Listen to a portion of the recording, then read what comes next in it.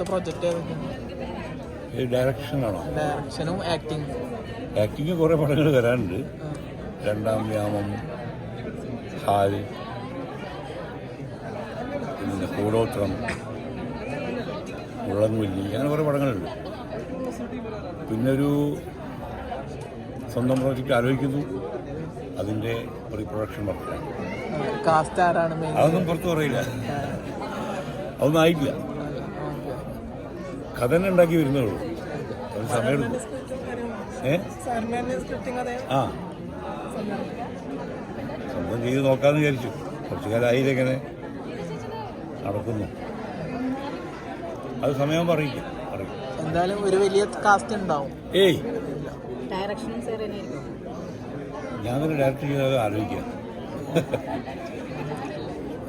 കാസ്റ്റൊന്നും ഇപ്പോൾ പറയാനായിട്ടില്ല. ഞാനങ്ങനെ ഒരു ആർട്ടിസ്റ്റിനെ കണ്ട് കഥ എഴുതുന്ന ആളല്ല. എഴുതി കഴിഞ്ഞിട്ട് അതിന് പറ്റിയ ക്യാരക്ടേഴ്സിനെ നമ്മൾ കണ്ടെത്തുകയില്ല. അത് ചിലപ്പോൾ നമ്മൾ പ്രതീക്ഷിക്കാത്ത ആളായിരിക്കും. എൻ്റെ മറ്റു പടങ്ങളിലൊക്കെ അങ്ങനെയാണ്. ഇപ്പോൾ അങ്കിളിലൊക്കെ മമ്മൂക്ക അങ്ങനെ ജോയിൻ ചെയ്തതാണ്. നമ്മൾ മമ്മൂക്കനെ കണ്ട് എഴുതിയൊന്നുമല്ല, പക്ഷെ അങ്ങനെ വന്ന് ഭവിച്ചതാണ്.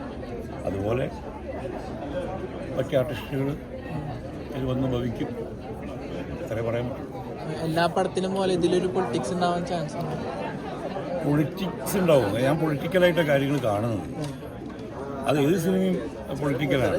പൊളിറ്റിക്സ് ഡയറക്റ്റായിട്ട് പറഞ്ഞിട്ടില്ലെങ്കിൽ പോലും നമ്മൾ പറയുന്ന സബ്ജക്റ്റ് പൊളിറ്റിക്സ് ഉണ്ടാവും.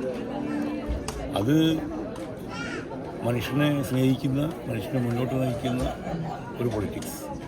പ്രത്യേകിച്ച് ഒരു രാഷ്ട്രീയ പാർട്ടിയുടെ പൊളിറ്റിക്സ് അല്ല, ഒരു വിശാലമായ അർത്ഥത്തിൽ വളരെ പ്രോഗ്രസീവായിട്ടുള്ള ഒരു പൊളിറ്റിക്കൽ ആറ്റിറ്റ്യൂഡ് എൻ്റെ പടത്തിനുണ്ടാവും.